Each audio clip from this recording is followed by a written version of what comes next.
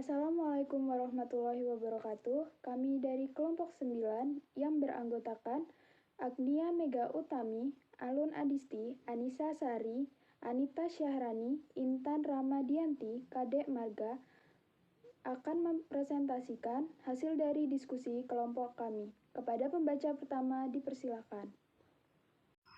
A. Pengertian sikap. Sikap adalah segala perbuatan dan tindakan yang berdasarkan pada pendirian dan keyakinan yang dimiliki. Sikap adalah pernyataan evaluatif terhadap segala sesuatu, bisa berupa objek, orang, atau peristiwa. Sikap mencerminkan perasaan seseorang terhadap sesuatu. Berdasarkan beberapa definisi yang telah dikemukakan oleh para ahli, maka dapat disimpulkan bahwa sikap merupakan pandangan, perasaan, dan kecenderungan seseorang bertindak terhadap objek sikap. Faktor-faktor yang mempengaruhi sikap. Secara keseluruhan, berikut ini merupakan 4 faktor yang dapat mempengaruhi sikap. Faktor dari pengalaman pribadi. Perjalanan hidup kita dimulai sejak kita lahir sampai umur kita berakhir. Di antara kehidupan tersebut, kita akan menemukan banyak hal, termasuk kejadian yang baik ataupun kejadian yang buruk. Semua ini akan membekas dalam pikiran kita dan dapat mengubah sebagian atau secara keseluruhan sikap kita terhadap pandangan hidup. A. Faktor pengaruh orang lain yang dianggap penting. Orang lain di sekitar kita merupakan salah satu antara komponen sosial yang ikut mempengaruhi sikap kita. Seseorang yang dianggap penting, seorang yang kita harapkan persetujuannya bagi setiap gerak, tingkah, dan pendapat kita. Seseorang yang tidak ingin dikecewakan atau seseorang yang berarti khusus bagi kita akan mempengaruhi pembentukan sikap kita terhadap suatu contoh, orang tua, teman sebaya, teman dekat, guru, istri, suami, dan lain-lain. B. Faktor pengaruh kebudayaan. Faktor sikap tergantung pada kebudayaan tempat individu tersebut dibesarkan. Kebudayaan tempat kita hidup dibesarkan mempunyai pengaruh besar terhadap pembentukan sikap.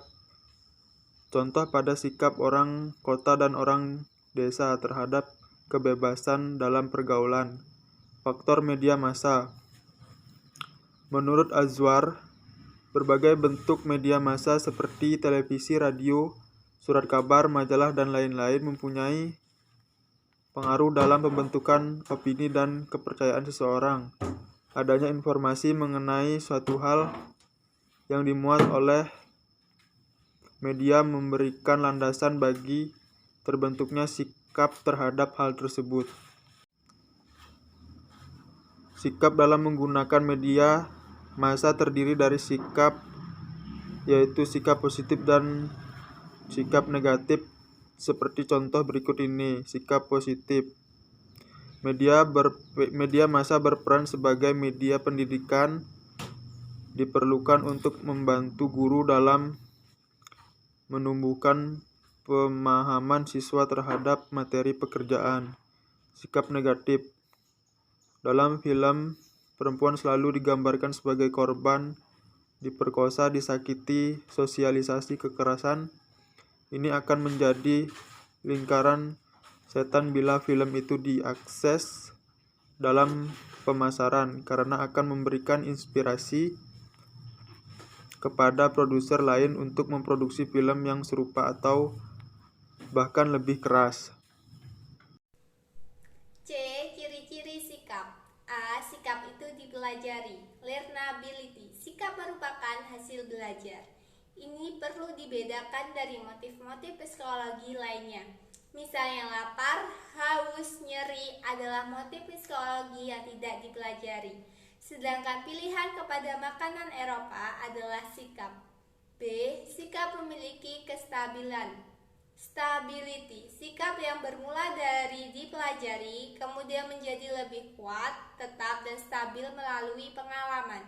Misalnya pengalaman terhadap suka atau tidak suka terhadap warna tertentu spesifik yang sifatnya berulang-ulang.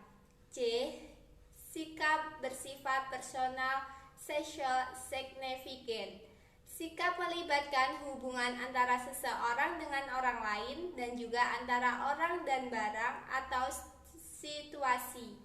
Misalnya, jika seseorang merasa bahwa orang lain menyenangkan, terbuka dan hangat, maka ini sangat berarti bagi dirinya dan dia akan merasa bebas dan nyaman. D. Sikap berisi kognitif dan afek. Komponen kognitif dan afek dari sikap adalah berisi informasi yang aktual, misalnya objek itu dirasakan, menyenangkan atau tidak menyenangkan. D. Fungsi sikap. Ada beberapa fungsi sikap diantaranya sebagai berikut. A. Sikap tampaknya beroperasi sebagai skema, kerangka kerja mental yang membantu kita untuk menginterpretasi dalam memproses beberapa jenis informasi. Selain itu, sikap mempengaruhi persepsi dan pemikiran kita terhadap isu orang, objek, atau kelompok dengan kuat. Contohnya, hasil penelitian mengidentifikasikan bahwa kita memandang informasi yang mendukung sikap kita sebagai informasi yang lebih akurat dan meyakinkan daripada informasi yang bertolak belakang dengan sikap tersebut. B. Sikap sebagai fungsi pengetahuan. Sikap sebagai fungsi pengetahuan adalah kegunaan sikap dalam mengorganisasi dan menginterpretasi informasi sosial. Sikap juga memainkan beberapa peran.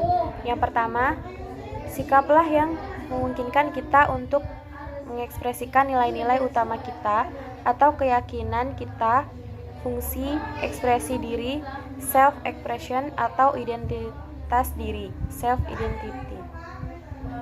Contohnya, jika memiliki pandangan politik yang liberal, merupakan suatu hal yang penting bagi identitas diri Anda. Maka, penting bagi Anda untuk bersikap pro terhadap lingkungan karena hal ini memungkinkan Anda mengekspresikan keyakinan utama Anda. Kedua, sikap sering memiliki fungsi self-esteem, yaitu membantu kita untuk mempertahankan atau meningkatkan perasaan harga diri. Contohnya, banyak orang semakin percaya diri ketika sikap yang mereka miliki adalah sikap yang benar, sikap yang dimiliki oleh orang yang cerdas, berbudaya, dan sensitif.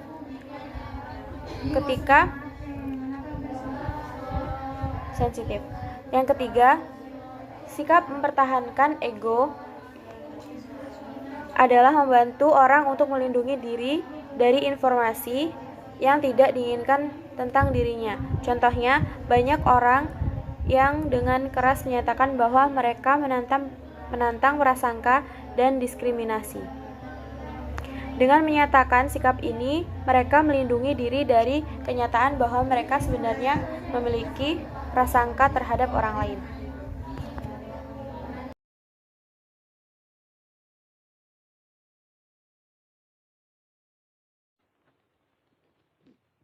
Hubungan sikap dengan tingkah laku. Secara implisit, penelitian ini merupakan logika keyakinan bahwa sikap adalah determinan penting dalam tingkah laku. Namun, banyak penelitian menunjukkan kesimpulan yang sangat berbeda. Hubungan antara sikap dan tingkah laku sebenarnya cukup lemah, maka mengetahui sikap seseorang tidak begitu berguna untuk memprediksi tingkah laku yang tampak. Itulah tadi hasil diskusi dari kelompok kami. Sekian dan terima kasih. Wassalamualaikum warahmatullahi wabarakatuh.